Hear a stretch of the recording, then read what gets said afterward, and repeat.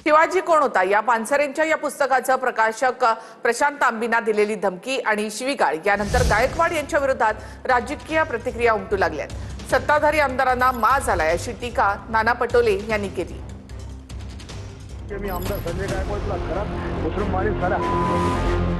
शिवाजी कोण होता पानसरेंच्या या पुस्तकाचे प्रकाशक प्रशांत तांबी यांना दिलेली धमकी आणि शिवीगाळ यानंतर गायकवाडांच्या विरोधात राजकीय संतप्त प्रतिक्रिया उमटू लागल्यात।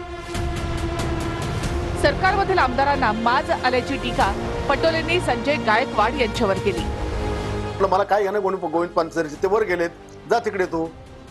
तर हे या पद्धतीने त्यांनी जी मजुरी ठेवली, मी त्याला विचारत असताना तो जो सारखा मला डिसवत होता आणि त्याच्यामुळे त्याला मी शिव्या हासड्या, त्याला मी जीभ हासडायची जी काही भाषा वापरली, 100% अशा माणसाची जीभ हासडलीच पाहिजे। या सरकारला किती माज आलेला आहे, सरकारमध्ये राहणाऱ्या आमदारांना कसा माज आलेला आहे, कारण की यांना लोकांची गरजच नाही आहे। निवडणूक आयोगाच्या कृपेने बेईमानीने हे सरकार आलेलं आहे। मी आज नाही अनेकदा सांगतोय, सुरुवातीपासून सांगतोय, आणि बेईमानीने निवडून आल्यानंतर यांना लोकांची गरजच नाही।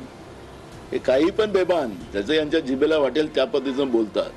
तुम्ही बघा की मोर्चे काढले जातात विरोधकांकडून किंवा सामान्य जनतेकडून, तर सरकारचा कोणी चपरासी पण तिथं जात नाही त्यांच्यापर्यंत। जर गायकवाडांच्या वक्तव्यावर अजूनही आपण झोपा काढत असाल तर देवेंद्र फडणवीसांना शिवाजी महाराजांना बदनाम करण्याचा, शिवचरित्राच्या अनुषंगानं विकृत बोलणाऱ्यांना प्रोत्साहन देत असताना शिवाजी महाराजांच्या विरोधात कट कारस्थान हे देवेंद्र फडणवीस दस्तूरखुद हे चालवत आहेत असा या आरोप या निमित्ताने मी करतोय। तेव्हा आपण काय कारवाई करणार याकडे महाराष्ट्राचं लक्ष लागलंय।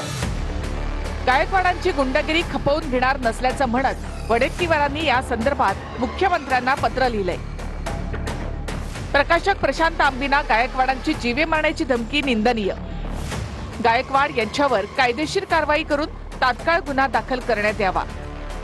वडेट्टीवारांची मुख्यमंत्री फडणवीसांकडे पत्राद्वारे मागणी।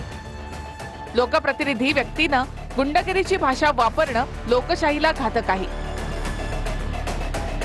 तर रोहित पवार कोल्हापूरमध्ये प्रकाशक प्रशांत तांबी यांच्यासोबत पोलिसात जाणार आहेत। कोल्हापुरात शिवाजी कोण होता या पुस्तकाच्या सामूहिक वाचनाला रोहित पवार उपस्थित राहणार आहेत। सरकारशी संबंधित व्यक्तीविरोधात एफआयआर करणं किती कठीण आहे हे मी स्वतः अजितदादांच्या अपघात प्रकरणामध्ये फार जवळून अनुभवलं आहे। प्रकाशक प्रशांत तांबींच्या एफआयआरवर पोलिसांनी तात्काळ पुढील कारवाई करावी, यासाठी प्रशांत तांबींसोबत मी स्वतः संध्याकाळी 5 वाजता पोलीस स्टेशनला उपस्थित राहणार आहे। त्यानंतर कॉम्रेड गोविंद पानसरेंच्या स्मृतीस्थळी होणाऱ्या कार्यक्रमाला कोल्हापूरमध्ये उपस्थित असणार आहे। मी पण येतोय, तुम्ही पण या। पुरोगामी विचारांचा, महाराष्ट्र धर्माचा, शिवशाहू फुले आंबेडकरांच्या विचारांचा जागर करूया, असं रोहित पवार यांनी म्हटलंय। गायकवाडांवर सरकारने कारवाई करावी अशी